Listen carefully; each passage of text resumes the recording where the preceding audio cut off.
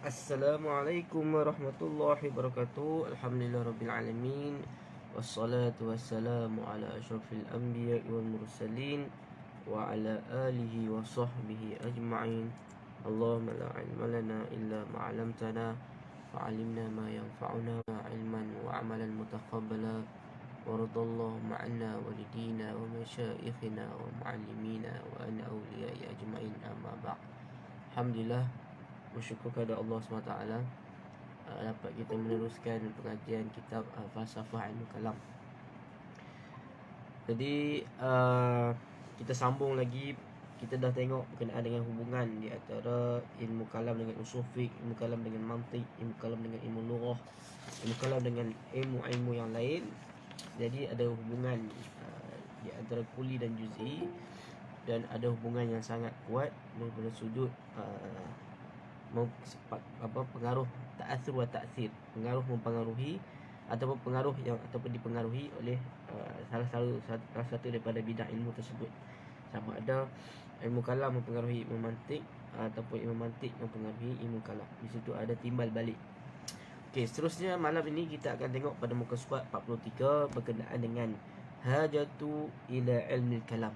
Muka surat 43, hajatu ila ilmi kalam, iaitu keperluan kepada ilmu kalam. Jadi kita tengok adakah keperluan ilmu kalam ini, kenapa pada zaman dahulu ataupun pada zaman Nabi sallallahu alaihi wasallam sebelum kemunculan ilmu kalam, adakah diperlukan seperti mana yang diperlukan kepada generasi selepas pada tabi'in ataupun tabi'in ataupun golongan salafus soleh sehingga kepada hari kita ini. Adakah keperluan ilmu kalam itu adalah sesuatu yang daruri yang tidak dapat dielakkan. Okay, jadi malam ni kita masuk pada muka surat 43 perenggan yang kedua tersebut, iaitu la syakka fi anna al-ilm al-kalam anna al-ilm al-kalami nasha'a kahajati malhat bisabab at-tatawwur fi turuq at-tafkir allati adahat 'alayha aqliyat al-insani muslim.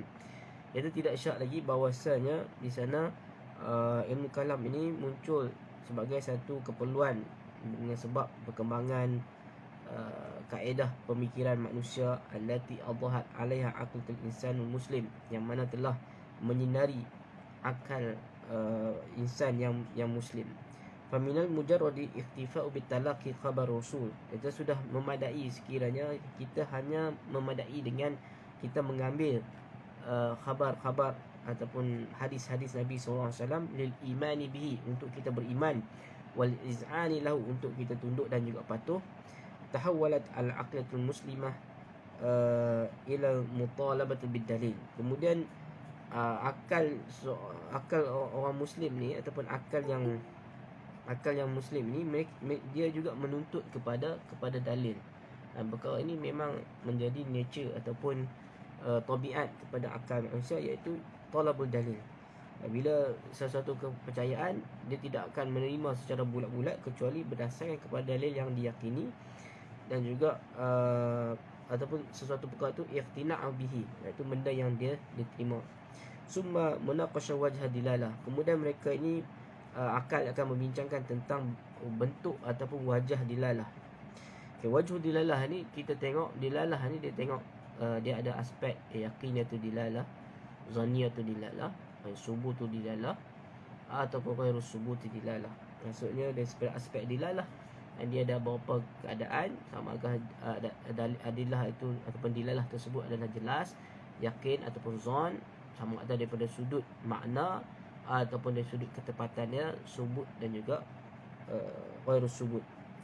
Summa ya'taradu atau taslimu bin natijah, kemudian sama ada mereka atau menerima ataupun menentang dengan natijah tersebut. Sebab itu bila kita kemukakan hujah, maka hujah tersebut ataupun dalil tersebut memberi yakin kepada orang yang mendengar hujah tersebut, maka mereka akan menerima. Kalau sekiranya hujah tersebut tidak memberi yakin kepada mereka, maka mereka akan menolak hujah tersebut. Jadi sebab itu akal umat Islam ataupun seorang manusia itu, mereka tidak berpandukan kepada duit ringgit, tidak berpandukan kepada keseronokan duniawi, tetapi mereka akan menggunakan akal mereka untuk berfikir, mencari kebenaran. Mana-mana perkara yang datang kepada mereka dan memberi yufidul yaqin, ifadatul yaqin, maka perkara tersebut akan diterima oleh mereka. Adapun kalau kita tengok pada zaman Nabi SAW, mereka yang tidak beriman, walaupun diberikan mukjizat bukan dengan disebabkan akal mereka, tetapi dengan sebab hawa nafsu. Seperti mana kita tengok contoh Abu Jahal, Abu Lahab ataupun musyrikin Mekah yang lain. Mereka tidak beriman kerana tidak benarnya mukjizat. Mereka tengok dengan mata kepala mereka, mereka merasai mukjizat, mereka hidup dengan mukjizat tersebut, malah Al-Quran, seperti mana Al-Quran dan juga mukjizat yang berlaku ke atas Nabi SAW. Semua perkara itu membawa kepada kebenaran risalah Nabi SAW. Tapi kenapa mereka tidak beriman?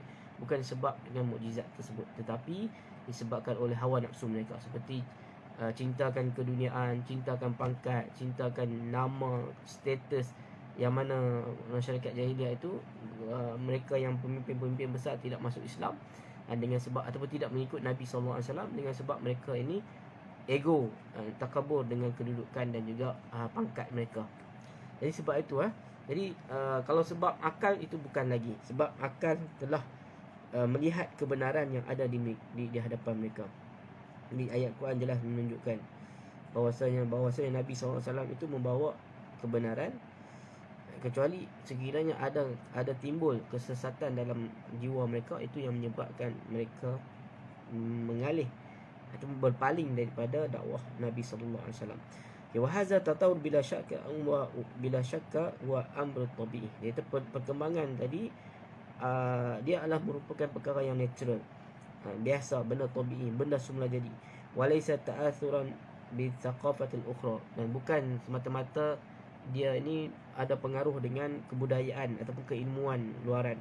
Kama kana yurawwiju li hadzal fikr katsirun minal mustasyriqin wa man taba'ahum, seperti mana idea-idea yang dibawa oleh orientalis dan mereka yang mengikut orientalis tersebut. Haisu innal muslim yaqta'u bi sidqi rasul fala yahtaj zalika ila mazidil bayan. Sebab dia kata bila orang muslim ni dia hanya memadai dengan kebenaran rasul dan tidak perlukan kepada dalil ataupun penjelasan. Walakin ba'da rasul tasbahu masailu allati tanqul bainal muslim ahlul amrayni. Tetapi selepas mana datangnya rasul, maka setiap perkara tersebut dia menjadi di kalangan umat Islam itu dalam dua perkara. Yang pertama, imma an takuna sumi'at sabiqan minar rasul wa huna yuhiqqu lil muslimin an yas'ala ar-rawi. Kita sekiranya bila mana sesuatu perkara itu didengar oleh mereka yang mendahului minar rasul, daripada rasul, maksud yang hidup pada zaman Nabi SAW, maka di situ berhak seorang muslim itu untuk ditanya orang yang meriwayatkan khabar tadi ataupun hadis tadi, hal sami'tahu nuqila ilaika bitawatturi atau bitariqil ahad. Dan sama ada kamu dengar berita ini atau khabar ini dengan jalan tawatur. Tawatur yang kita jelaskan dalam ada mutawattuhim ataupun istihalatu tawattuhim ala kizbi, iaitu jumlah perawi yang mana mereka ini tidak masuk akal untuk mereka melakukan pendustaan sebab jumlahnya terlalu ramai. Ataupun bitariqil ahad. Di sini munculnya istilah apa panggil zaniyatul dilalah.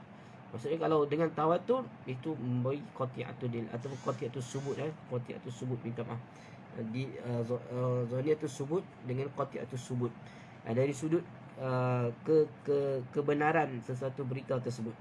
Walikul minhuma manhajun fil qawli fil qubuli war rafdi. Jadi setiap daripada mutawatir ataupun dengan jalan ahad, di situ ada metodologi untuk kita memahaminya perkara ini. Dan sebab itu bila kita membaca hadis dalam hal-hal akidah, kan, kalau dalam bab fiqh tidak ada masalah sebab dia adalah min babiz zunun, wa amma min babil aqidah ya min babil qat'i atau yaqin. Jadi sebab itu bila mana kita membaca ayat-ayat ataupun hadis-hadis Nabi SAW, di situ kita kena, bila kita nak jadikan sebagai dalil dalam istidlal kita, dalam hujah kita, maka kita kena tengok status dalil tersebut. Sebab di dalam akidah kita hanya membahagikan dalil khabar ni kepada dua sahaja, iaitu khabar mutawatir dan juga khabar shadiq, khabar ahad, minta maaf, khabar shadiq, khabar ahad. Okey. Ini dua aja.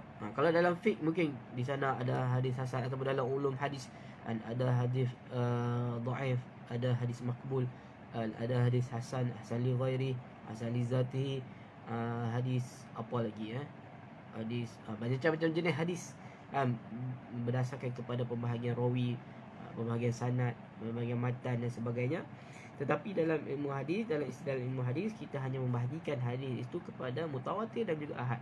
Sekiranya hadis tersebut adalah hadis yang mutawatir, maka kita kena terima hadis tersebut. Sekiranya dia begini, ada hadis yang mutawatir daripada sudut sanad, tetapi dari sudut makna dia adalah zanniyatun dilalah. Okey. Yang ni saya tak akan jelaskan lagi sebab kita akan bincang dalam bab metodologi manhaj istidlal secara detail nanti. Okey, wa an takuna masalah nuqilat, yang kedua, ilal muslim an tariqil ijtihad ahad mujtahidin. Okey, sama ada satu pula tadi dalam di sini adalah al-sabil istiqra', boleh menyatakan apabila sama ada melalui khabar ataupun yang kedua melalui isu yang dinaqalkan daripada seorang mujtahid tentang ijtihad dia. Wa huna yajibu an yahsula niqash bainal mujtahidin fi sababi ikhtilafin fil hukm muayyan min mas'alah. Maka di sini akan berlakunya perbincangan di antara mujtahidin disebabkan oleh perselisihan mereka dalam hukum tertentu dalam sesuatu isu. Jadi ini sekiranya contohnya seorang imam dia berijtihad mengatakan azab kubur tidak sabit ataupun tidak wujud, tidak berlaku. Jadi di situ kita tengok apakah dalil yang dikemukakan dia. Contoh dalam isu ru'yatullah, apa dalil yang digunakan dalam mengisbatkan ru'yatullah? Adakah dalil yang bersifat mutawatir ataupun dalil yang bersifat zanniyatun dilalah ataupun qat'iyatun dilalah? Ini yang menyebabkan perbezaan khilaf tersebut. Jadi khilaf tersebut adalah khilaf yang muktabar, khilaf yang diterima sekiranya benda-benda yang dikhilafkan tersebut adalah bukan bercanggah dengan qawaid aqliyah ad-daruriyah dan juga ayat-ayat yang muhkamat dan ayat-ayat hadis yang mutawatirat. Okey, hadis kalau mutawatirat saja, okey, Al-Quran dan hadis kedua-dua itu adalah mutawatirat. Maksudnya khabar hadis yang mutawatir, Al-Quran sepakat ulama katakan semua Al-Quran itu adalah mutawatirat kecuali qiraat sahaja. Ada qiraat yang syazah dan sebagainya. Tetapi Al-Quran secara keseluruhan semua itu adalah dari sudut thubut dia adalah qati'atul thubut. Cuma Al-Quran ini dia ada perbezaan daripada sudut dia ada di sudut dilalah. Petunjuk makna ayat tersebut sama ada dia qati'atul dilalah ataupun zanniyatul dilalah. Sebab bila dilalah ayat Al-Quran yang mujmal, ayat Al-Quran yang majaz, yang mushtarak dan sebagainya, itu adalah ayat-ayat yang membawa makna ataupun maksud atau faedah zanniyatul dilalah. Nanti kita akan tengok secara detail benda ini. Wa hakadha tan'aqidu wa tatawwaru manahij talaqi lil umuri diniyah kullama ibta'adna 'anil zamani alladhi tamma fihi din. Jadi dia kata begitulah berlangsungnya dan juga perkembangannya kaedah menerima sesuatu perkara dalam perkara agama selepas mana kita ini jauh daripada zaman Nabi SAW, iaitu zaman ketika mana wa hadha amrun sihiyyun. Dia kata ini adalah perkara yang sangat sihat dan perkembangan tersebut. Sebab biasalah bila umat Islam bukan semestinya dia menerima semua perkara itu apa yang ditulis dalam kitab, apa yang dia mesti akan menuntut kepada dalil. Wa yajibu alla yanzuru ila bisalbiyati li anna al-jumud al-aqli ala tariq al-wahyi wahidah fi talaqi din mahma taba'ud al-azman wa huwa amru alladhi yanbaghi an yuntaqadu bi shiddati haitsu inna katsirun min al-ma'arif tataghayyaru bi taghayyuri az-zamani wal makan. Dia kata ini adalah perkara yang sihat dan kita tidak perlu melihat benda ini secara negatif kerana kejumudan akal ini ke atas satu jalan dalam menerima agama. Dah dalam keadaan kita ni jauh pada zaman perkara tersebut, pada zaman Nabi sallallahu alaihi wasallam. Jadi adakah tidak ada hak untuk kita menuntut dalil ataupun menuntut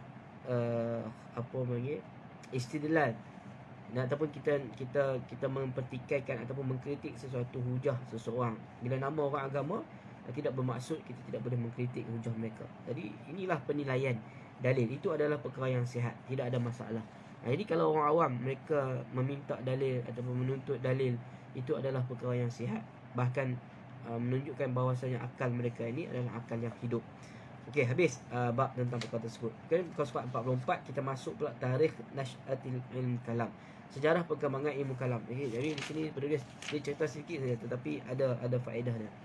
Wa yulakhisu Sa'aduddin Sa'ad At-Taftazani tarikh nash'at ilmu kalam wa tatawur fil muqaddimah syarhiyah ala aqaid an-nasafiyah. Di sini Imam Taftazani meringkaskan perkembangan sejarah perkembangan ilmu kalam itu di dalam muqaddimah syarah kepada aqaid an-nasafi. Faqad kana al-awailu minas sahabati wat tabi'in radhiyallahu alaihi ajma'in li safai aqaidin bi barakati suhbatin nabi sallallahu alaihi wasallam wa qurbil ahdi dari zamanihi wa liqillati waqi' wa ikhtilafati wa tamakkunihim fi muraja'ati ila siqati mustaghnini 'ala tadwini ilmaini wa tartibihim abwaban wa fusulan wa taqriran wa mabahisa furu'an wa usulan. Itu pada zaman awal kelompok awal ataupun golongan awal daripada sahabat dan tabi'in ini, dan dengan sebab kebersihan ataupun bersihnya akidah mereka, dengan sebab keberkatan mereka ini mendampingi Rasulullah SAW, wal qurbu habib bi zamani, dan zaman yang dekat dengan Nabi, maka berlaku sedikit sahaja peristiwa dan juga khilaf di dalam akidah. Wa tamakkunu fi murajaati ila thiqati, dan kalau ini membawa kepada kepercayaan kepada mereka punya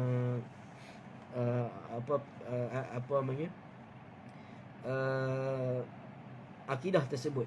Mustaqnina 'ala tadwini ilmaini wa tarbibihim abwaban fusulan. Jadi kami membantu mereka dalam menyusun dua-dua ilmu ini, dan menyusun keduanya mengikut bab dan juga fasal, wa taqriru mabahisi furu'an wa usulan. Okey, dan menjelaskan ataupun menetapkan ataupun memasakkan perbahasan kedua-duanya itu secara furu' dan juga usul.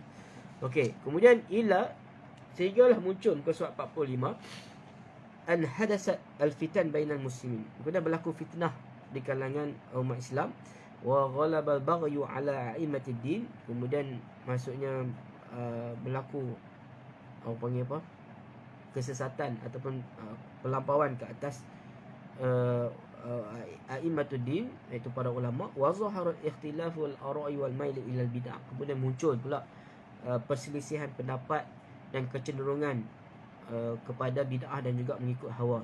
Wa kasurat fatwa wal waqi'at, banyak fatwa-fatwa dan juga peristiwa-peristiwa. Rujuk' ila al-ulama' fil muhimmat fashtaghilu bin nadhari wal istidlali wal ijtihad. Jadi perkara ini bila mana dirujuk kepada para ulama, mereka pula bersibuk ataupun kalutlah dalam bin nadhri, dalam berfikir dan juga istidlal, atau mengkaji dan juga mendirikan dalil, wal ijtihad dan juga berijtihad, wal istinbat dan juga mengeluarkan hukum, wa tamhidul qawaid wal usul, dan mereka mula untuk menyusun qawaid dan juga usul, wa tartibul abwab wal fusul, wa takthirul masail adillatiha, dan memperbanyakkan maksudnya perbahasan dengan dalil-dalil, wa irad syubhi, dan menolak syubhat-syubhat dengan jawapan-jawapan, wa tu'inu addu'a wal istilahat. Maka mereka pula wa ta'yinu, dan mereka pula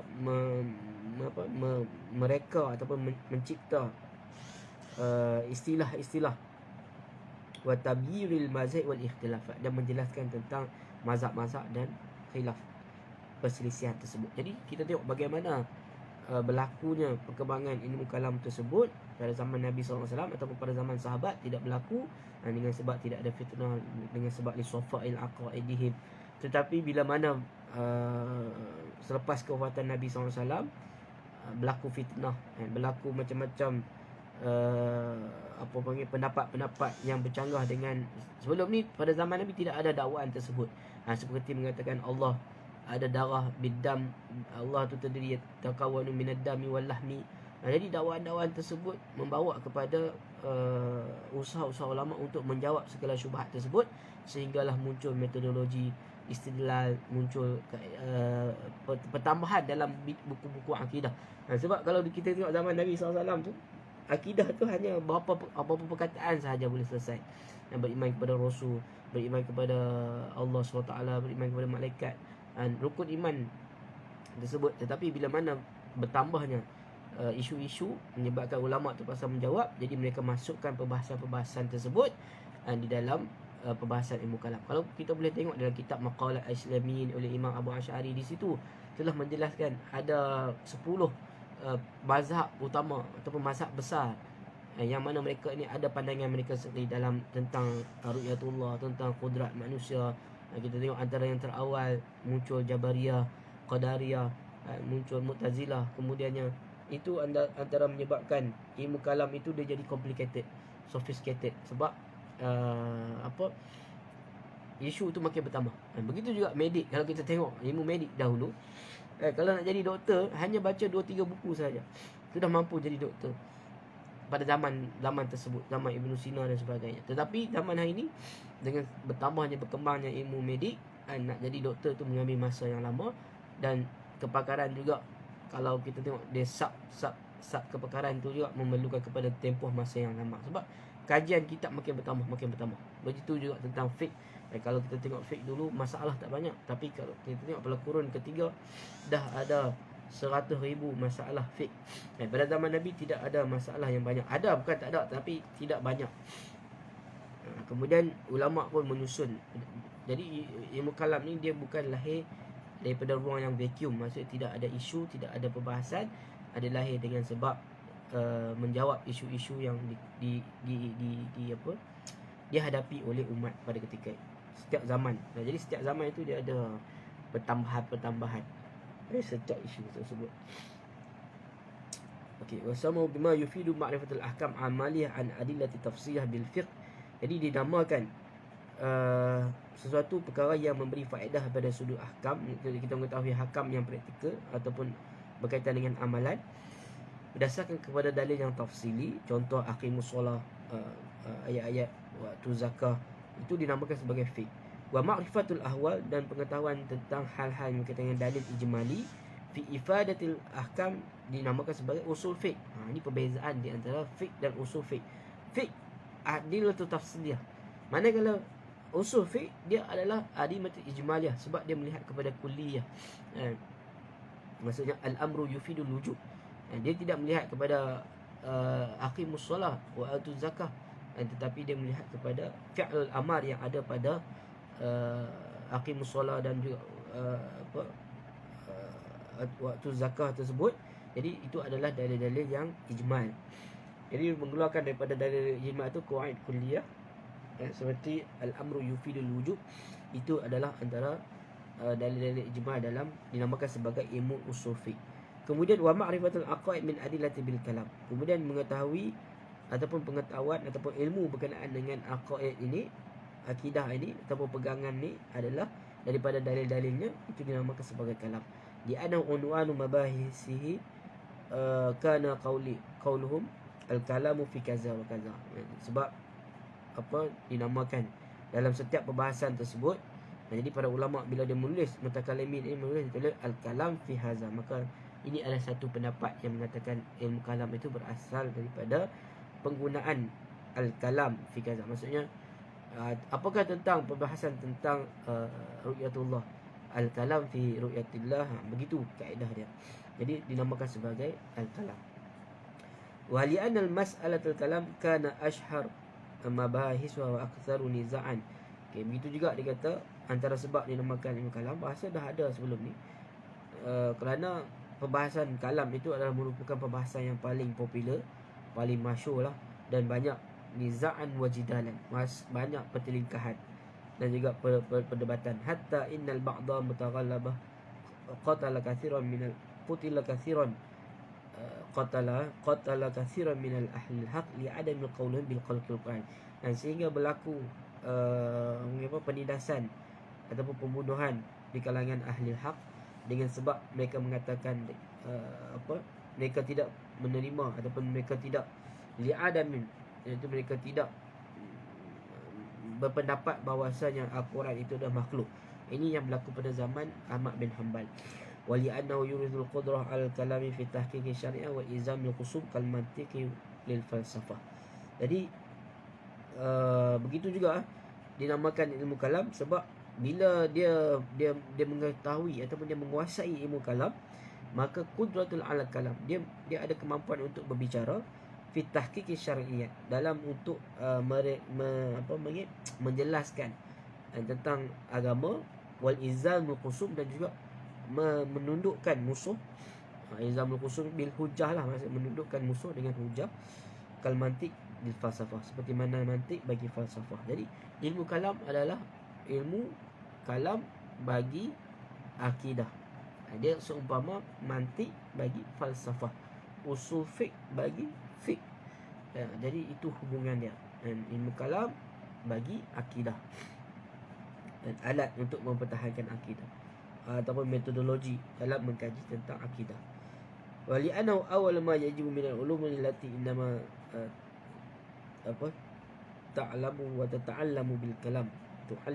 Ta'allama innama ta'allama wa ta'allam wa innama ta'allamu wa tata'allamu bil kalam. Fa utliqa 'alaihi hadzal ismi lidzalika. Begitu juga dinamakan ilmu kalam kerana dia adalah yang paling awal diwajibkan daripada ilmu-ilmu. Innama ta'allama wa tata'allama bil kalam, iaitu belajar tentang ilmu kalam. Fa utliqa 'alaihi hadzal ismi, sebab tu dinamakan juga tentang nama ini kepada ilmu ini. Summa khussa bihi walam yatlu ala ghairihi tamyizan, dan tidak diberikan gelaran ini kepada ilmu yang lain. Wali annahu innama yatahaqqaq bil mubahasa wal idaratul kalami min al-janibaini wa ghairihi qad yatahaqqaq bit ta'ammuli wa muta'alatul kutub. Begitu juga dia kata dinamakan ilmu kalam juga dengan sebab dibincangkan mubahasah, perbahasan, wa idaratul kalam, dan berlegar ataupun bertukar-tukar kalam. Maksudnya sekiranya soal itu berhujah, maka oleh pula berhujah pula berkalam menggunakan kalam. Jadi sebab itu dinamakan sebagai ilmu kalam juga. Ini tak ada apa, nama-nama aja. Muka surat 46, wali annahu aktsar ulumi khilafan wa nizaan fa yashtaddu iftiqaruhu ila al-kalami ma'al mukhalafina wa raddu alaihim. Begitu juga dia kata dinamakan ilmu kalam itu kerana dia merupakan ilmu yang paling banyak khilaf dan juga pertelingkahan ataupun pertelagahan. Maka keperluan dia kepada kalam itu bersama dengan orang yang bercanggah ataupun orang yang berlainan, dan juga mengkritik mereka. Sebab itu dia dinamakan kalam. Jadi perlu kepada al-kalam untuk nak menjelaskan tentang sesuatu perkara. Wali'anu liquwati adillatihi sara ka'annahu wal kalam duna ma adahu minal ulum kama yuqalu lil aqwiya minal kalam hadzal wa kalam. Begitu juga kerana kekuatan dalil, maka jadilah ilmu ini seperti al-kalam bukanlah selain daripada ilmu-ilmu yang lain, seperti mana dikatakan sebagai orang di kalangan orang yang pakar, orang yang kuat di kalangan kalamiyin ini, hadza wal kalam. Maksud lepas berhujah, dan dia buat khulasah kata hadza wal kalam. Maksudnya kata betapa aktiviti takallum itu kan, yang kita bincang sebelum ini, antara ilmu kalam dan juga takallum itu adalah dua benda yang berbeza. Jadi ini kata hakikat takallum tersebut, maka disebut hadza huwal kalam. Wali annahu li ibtinai ala adillatil qiyah muayyid aktsaruha bi adillati sam'iyyah ashaddu ulumi ta'thiran fil qalbi wa taqaqulan fihi fasumiya bil kalami mushtaq min al kalim wa wal jarhi hadza huwal kalamul qadama. Begitu juga dia kata dinamakan ilmu kalam dengan sebab dibina di atas adillah yang qat'i, muayyid, yang dikuatkan kebanyakannya dengan dalil-dalil yang dalil-dalil nakli ataupun dalil sam'i. Asyaddu uluman ta'thiran fil qalbi taghagulan fihi, yang mana dia merupakan ilmu yang mempengaruhi, yang banyak memberi kesan kepada hati. Fasumiyya bil kalami, dinamakan kalam mustaqim minal kalim, iaitu berasal daripada kalim. Itu bermaksud al-jarhu wa hadza wal kalamul qudama. Okey, al-jarhu wa ta'dil, itu istilah ilmu hadis. Al-jarhu di sini saya rasa maksudnya dia memberi kesan kepada seseorang. Bila kita berhujah, maka dia menusuk kalbu, begitulah. Saya rasa itu maksudnya.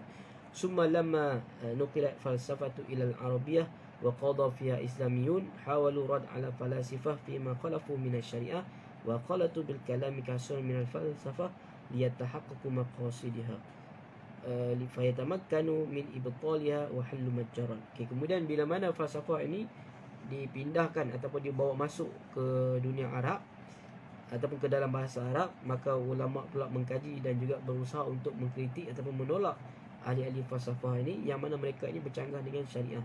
Faqalatu bil kalami, maka mereka falsafah itu bercampur dengan ilmu kalam kasiran minal falsafah liyatahaqqaqu maqasida, yang bertujuan untuk nak capai matlamat, iaitu mengkritik ahli falsafah. Jadi terpaksa mereka ini menggunakan elemen-elemen falsafah seperti perbahasan jauhar dan najwa arad wa qadu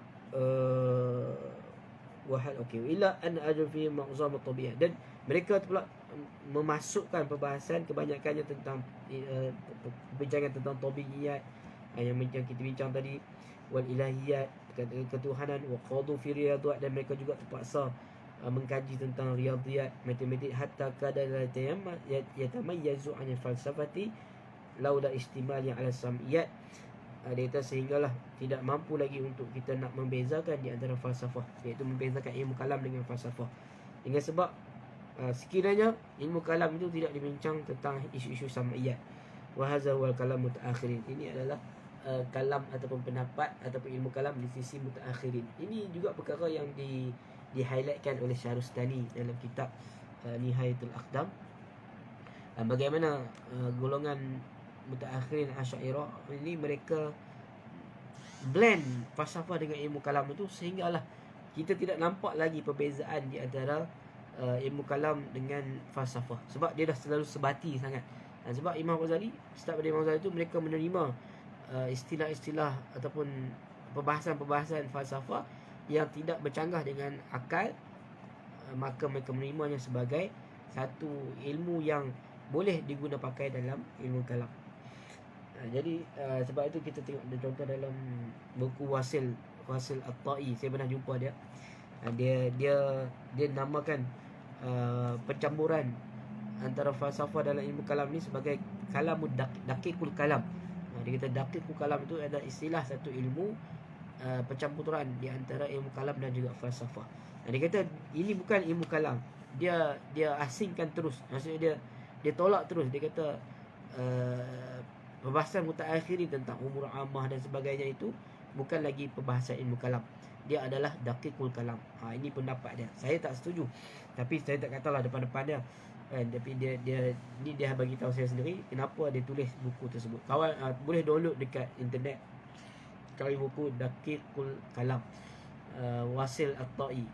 Wasil ke Basil At-Ta'i, contoh, saya tak ingat nama dia secara terperinci. Okey, habis tentang perbincangan tadi. Kemudian kita masuk pula dalam sebelum tu ada apa-apa soalan nak dibincangkan tentang apa yang dah kita baca sampai ke buku surat 46 ini? Ada soalan tak daripada sahabat-sahabat kita di Google Meet dan juga di apa panggil, di Facebook? Okey. Ada soalan tak?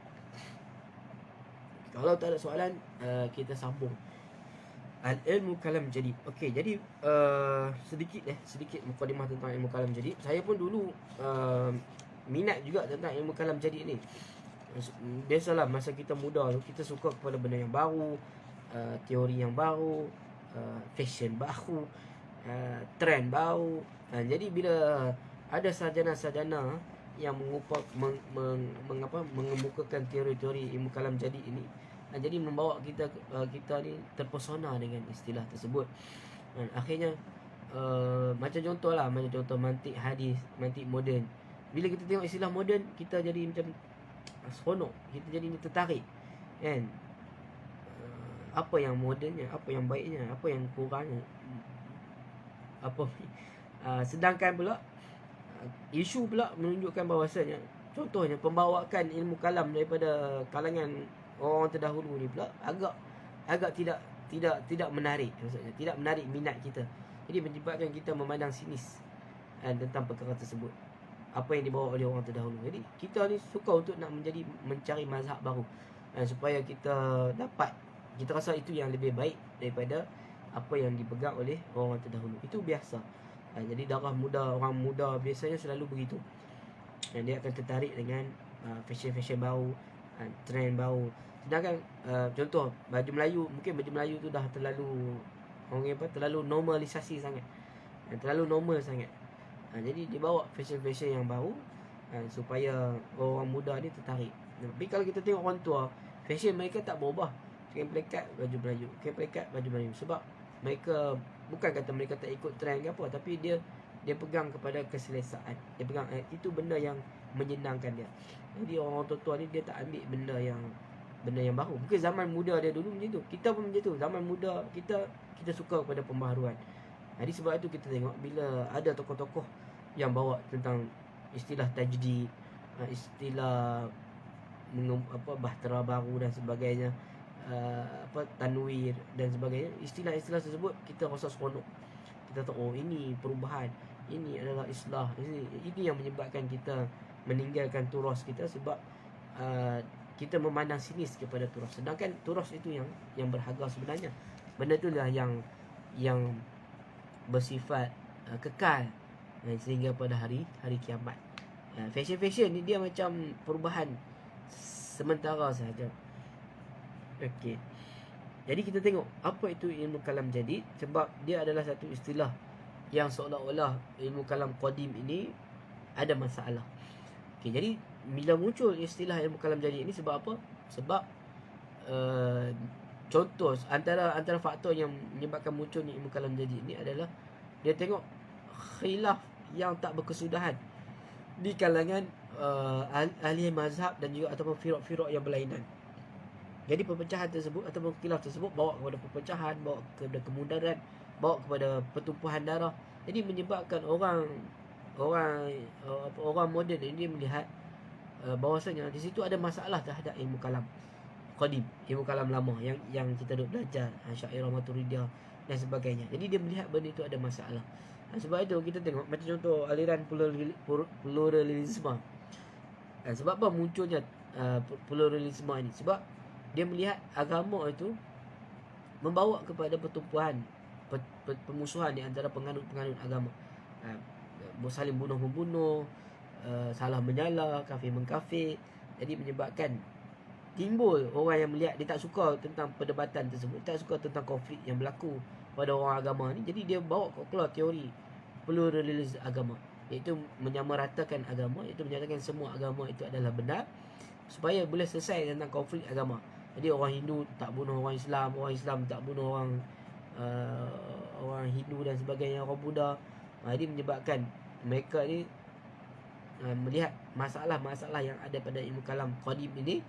Jadi dia bawa tentang ilmu kalam al-jadid. Jadi begitulah kita tengok bagaimana muncul tersebut. Jadi sebab itu sebagai kita orang yang mufakir, orang yang ada akal, diberikan oleh Allah SWT akal, jadi kita boleh menilai jadid dekat mana, aspek apa yang jadid. Sebab dalam ilmu kalam ada benda yang tidak berubah, ada yang benda yang thawabit, benda yang usul yang tidak akan berubah sehingga hari kiamat. Dan sehinggalah kita berjumpa Allah SWT. Dan ada benda yang di sana boleh mutaghayirat, ada benda yang boleh kita boleh ubah pendapat kita sekiranya benda-benda yang berkaitan dengan dalil-dalil yang zanni, benda-benda yang wahmi dan sebagainya, benda-benda yang tidak jelas lagi, yang boleh ada unsur-unsur boleh tambah lagi tentang istidlal ataupun dalil-dalil yang lain. Tetapi di sana dalam ilmu kalam ada aspek usul yang kebanyakannya majoriti ataupun hampir 99% dalam perbahasan ilmu kalam itu adalah hal yang berkaitan dengan hakikat yang tidak akan berubah, usul yang tidak akan berubah sehinggalah pada hari kiamat. Jadi sebab itu kita pelik bila orang bawa datang ilmu kalam jadi ini, apa sebenarnya yang dia nak perjuangkan? Adakah dia melihat kegagalan ilmu kalam? Yang gagal itu adalah manusia, bukan ilmu. Ini yang kadang-kadang yang bertelak yang muncul di kalangan ataupun yang muncul di benak pemikiran seseorang. Bila dia melihat masalah, dia salahkan ilmu. Tetapi yang masalahnya adalah orang yang dalam ilmu tersebut, pembawa ilmu, al-hamil, orang yang membawa ilmu tersebut, bukan ilmu itu. Jadi sebab itu kita katakan di dalam masalah khilaf dalam akidah ini bukan isu akidah, tetapi adalah isu insan, isu manusia yang khilaf dalam hal tersebut. Bukannya ilmu yang bercanggah. Ilmu tidak bercanggah, tetapi manusia yang bercanggah. Okey, kita tengok ilmu kalam al-jadid. Okey, inna lamina sa'bi manhajiyan tahdid tarikh li bidayat al-ilm kalam jadid wa zalika li adam al-ittifaq bain al-bahisina aslan ala haddihi wa bittali lam yattafiqu ala tasawwurin واحد للكلام الجديد فضلا أن يتفقوا على التصديق بوجود ولكن إذا تكلمنا عن بداية ظهور مصطلح كلام جديد سنجد أنه ظهر للمطل أو أولى على يد العالم التركي إسماعيل حقي الإزميلي. Okay, dia kata di sini susah untuk kita nak menentukan secara tepat bilakah permulaan ilmu kalam jadi ini. Okay, dia kata antara istilah kalam jadi ini bila kita boleh kesan melalui istilah yang digunakan. Okey. Digunakan oleh seorang alim Turki ni, nama dia Ismail Haqqi ni, pada tahun 1868. Okey. Wallazi anwana kitabah kalam jadid, yang mana dia namakan kitab tu dengan kalam jadid. Okey, yang mana anna al-hajata taqtadi tajaddud al-kalam bihasab tajaddud syubhil khusumi wal mu'adidi wal mustarshidin wa yakuna hadha tajaddud wifqan lil muqtadiyat al-asri.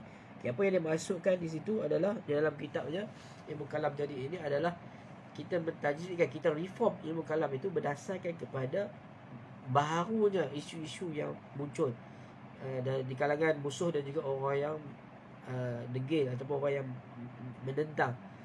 Wa yakuna hadha tajaddud wifqan li muqtadiyat al-asri. Jadi reform tersebut, tajdid tersebut adalah berdasarkan kepada kehendak zaman, keperluan zaman. Tetapi dikata kitab ini tidak tersebar luas di dunia Islam. Muka surat 48. Dan sebab tidak diterjemahkan ke dalam bahasa lain. Sebab kitab itu ditulis dalam bahasa Turki. Okey, kemudian pada zaman, jadi spark dia tu tidak besar lagi.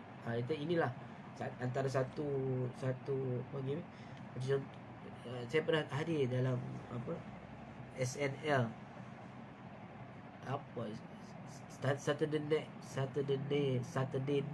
Saturday night lecture yang di Al-Atas Prof Sakit Al-Atas. Dia kata bila orang tanya soalan kat dia, kenapa Prof menulis dalam bahasa Inggeris buku-buku dia. Jadi dia penjawab, dia kata kenapa dia tak tulis bahasa Melayu. Sebab bahasa Inggeris pada zaman ini adalah bahasa ilmu, lingua franca bagi knowledge. Jadi bila dia tulis bahasa Inggeris, ramai yang akan subscribe ataupun ramai yang akan baca tulisan dia berbanding dengan dia tulis dalam bahasa Melayu. Sebab bahasa Melayu dia agak kalau kita tengok persen dalam masyarakat dunia ni, hanya berapa persen saja yang guna bahasa Melayu. Yang lebihnya itu adalah bahasa Inggeris dan juga bahasa Jerman dan bahasa Arab. Jadi itulah antara sebab dia ditulis bahasa Inggeris. Sebab capaian manusia boleh subscribe kepada tulisan dia tu lebih ramai berbanding dia tulis dengan bahasa Melayu. Okay, itu antara alasan dia lah. Okay. Kemudian pada tahun 1902 muncul pula kitab Shibli Nu'mani. Jadi dia juga tulis tentang ilmu kalam jadid. Jadi perenggan yang kedua tu, wa kana Shibli An-Nu'mani min awail ad-da'in, Qasad 48, ila tajdidi ilmu kalam kama yaqul anhu ba'dul kutab. Faqala Shibli An-Nu'mani, dia kata macam ni, Nu'mani ni kata mana? Innal kalam al-qadim yu'ni bi bahs al-aqaid islamiyah li anna syubhat khusum wa kanat tartakizu ala al-aqaid faqat, bainama yajri ta'kid hadha al-yawm ala ab'ad al-akhlaqiyah التاريخية والاجتماعية في دين تتمحور شبهات في المسائل الأخلاقية والقانون من الدين وليس في العقائد، فإن الباحثين أوروبيون يعتبرون الدليل الأقوى على البطلان الدين ومسألة تعدد الزوجات والطلاق والأسرة والجهاد. Dia kata apa? Ilmu kalam klasik dulu dia hanya menitik beratkan aspek pembahasan tentang akidah Islamiah, kerana syubhat musuh tertumpu kepada isu-isu akidah. Tetapi dia kata pada zaman kita ini, yang mana aspek akhlak, sejarah, sosiologi adalah menjadi titik tolak kepada syubhat-syubhat tadi, jadi tumpuan kepada syubhat tentang masalah akhlakiyah, qanuniyah, sedangkan walaupun masalah itu bukan tentang isu-isu berkaitan dengan akidah.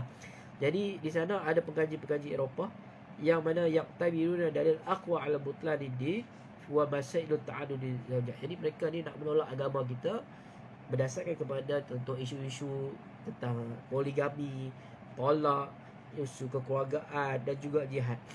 Isu tawanan, isu tawanan dan juga jihad. Jadi dia kata syubhat itu muncul dalam aspek yang lain. Jadi menyebabkan ilmu kalam yang ada tu tidak tackle isu-isu tersebut. Jadi terpaksa muncul ilmu kalam jadid. Jadi kalau kita tengok di sini, teori dia ni adalah melihat kepada isu yang bukan berkaitan dengan ilmu kalam tetapi dimasukkan dalam ilmu kalam cuma daripada aspek radu syubhat. Itu adalah perkara yang dimasukkan dalam pembahasan ilmu kalam. Jadi kata ilmu kalam dulu tak bincang tentang orang tolak poligami semua. Sebab itu kita kata kita boleh je create ilmu lain. Contoh kita ada ilmu tentang pemikiran Islam, kita ada ilmu tentang apa panggil ilmu-ilmu yang berkembang, ilmu istisyraq, ilmu tentang orientalis. Jadi ilmu-ilmu juga tacklekan kepada isu-isu yang berlaku pada zaman ini. Kenapa kita nak masukkan di dalam pembahasan ilmu kalam? Okay, jadi sebab itu dia nampakkan di situ, dia nampak lompong dekat situ bahawa ilmu kalam klasik tidak bincang syubhat-syubhat yang terkini dan juga syubhat-syubhat yang dalam berkaitan dengan isu-isu yang lain, bukannya isu akidah yang dibincangkan dalam ilmu kalam. Okay, itu pendapat dia. Wa bina ala zalika sayaduru bahsa fil ilmi kalam jadid hawla masail fi hadzal qabail haitsu ta'tabiru hadhihi masail min ikhtisas al-ilmi al-kalam al-jadid. Jadi dia kata ilmu kalam jadid ni dia bincang isu lain, bukan isu-isu yang telah dibincangkan dalam ilmu kalam al-qadim. Jadi dia angle lain. Cuma dinamakan sebagai ilmu kalam jadid kerana di sana ada syubhat yang baru yang menjadi titik fokus kepada golongan yang menentang Islam. Jadi di situ kita tengok An-Nu'mani ni dalam kitab dia masukkan pembahasan yang baru seperti hak-hak manusia, hak-hak kemanusiaan, human right lah, hak wanita, woman right, wal irsi, warisan ataupun pewarisan atau warisan, wal hukukul ammah li sya'bi, human right lah, ataupun hak-hak umum bagi bangsa, bijawazi babahis wujudil bayi, bijiwari, di samping dengan pembahasan tentang kewujudan Allah, kenabian, tentang ma'ad, hari kebangkitan, takwil wa qadru minal mahsusat kal malaikah, dan perkara yang tidak dapat dilihat, al-ghaibiyat seperti malaikah, wahyu dan sebagainya, dan hubungan di antara agama dan dunia. Okey, kita berhenti setakat itu dulu untuk ilmu kalam jadi yang dikemukakan oleh An-Nu'mani. Jadi kita tahu kenapa angle ilmu kalam jadi yang dikemukakan oleh An-Nu'mani.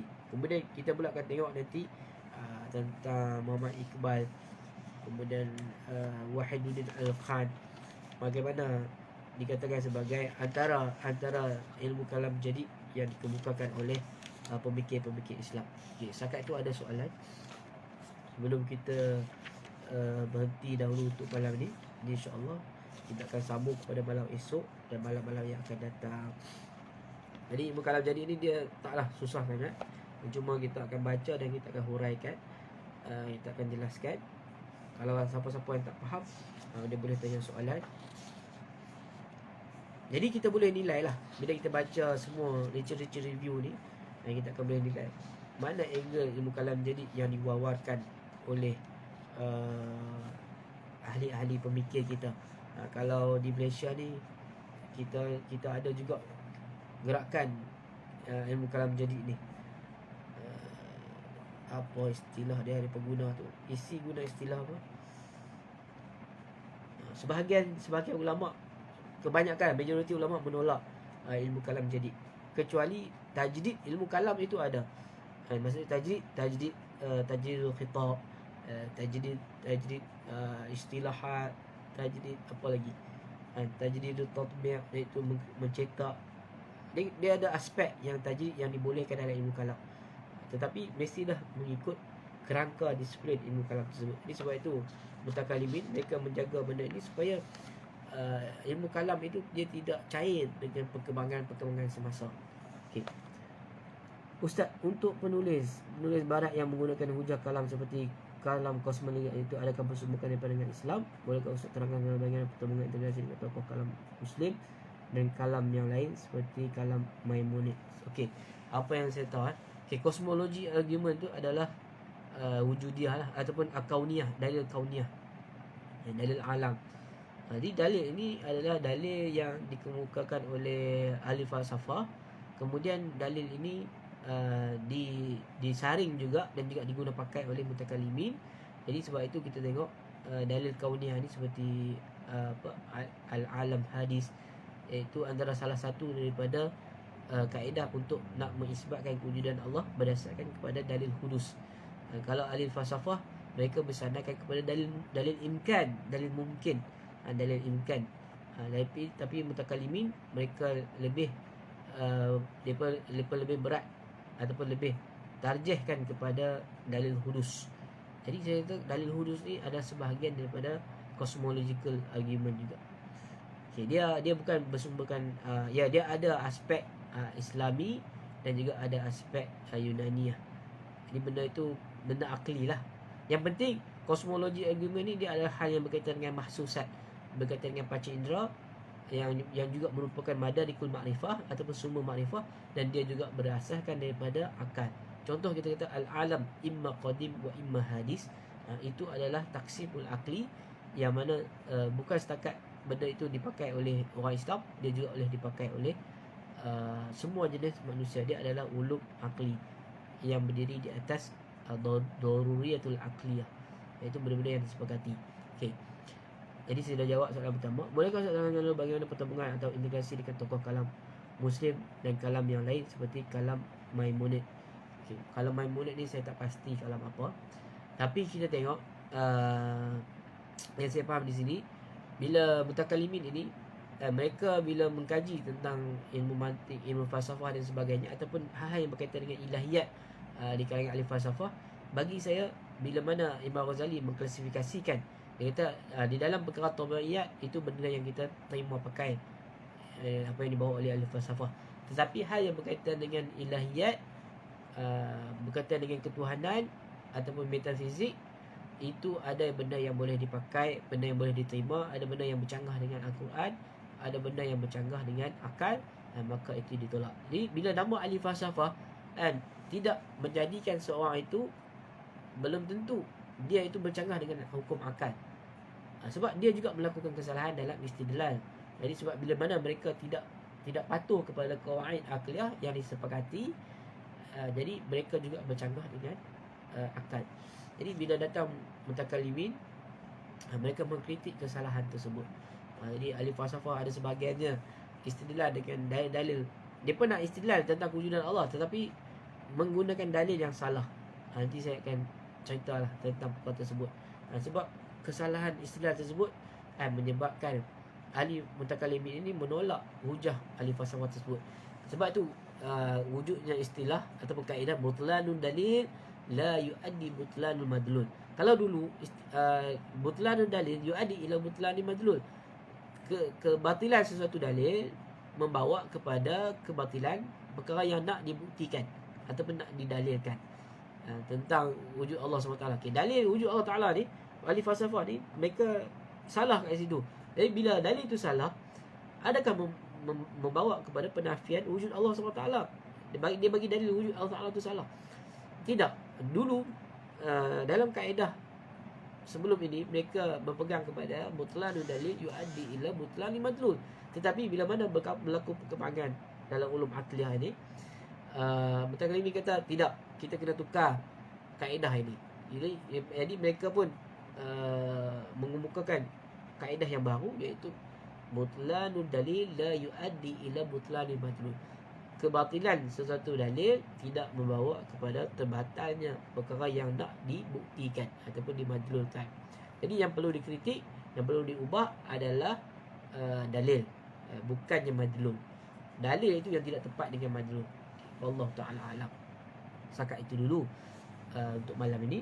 Jadi insya-Allah kita akan jumpa lagi perbahasan yang menarik tentang istilah kalam yang merupakan parti kepada buku ini. Jadi insya-Allah sama-sama kita istiqamah membaca buku ini sehingga habis. Jadi wallahu taala alam. Assalamualaikum warahmatullahi wabarakatuh. Waalaikumsalam. Waalaikumsalam. Tak apa. Boleh tengok rakaman ni.